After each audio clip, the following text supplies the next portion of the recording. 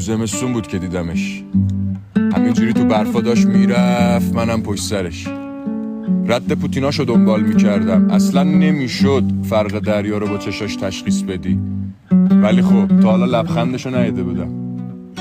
همینجوری رفت نشست روی صندلی، یهو سرشو چرخون نگام کرد، هل شدم، پام پیچ خورد، بهم لبخند زد، تا خندید عاشقش شدم.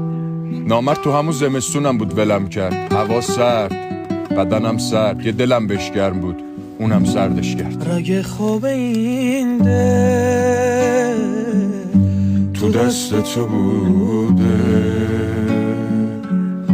ترک های قلبم شکست تو بوده.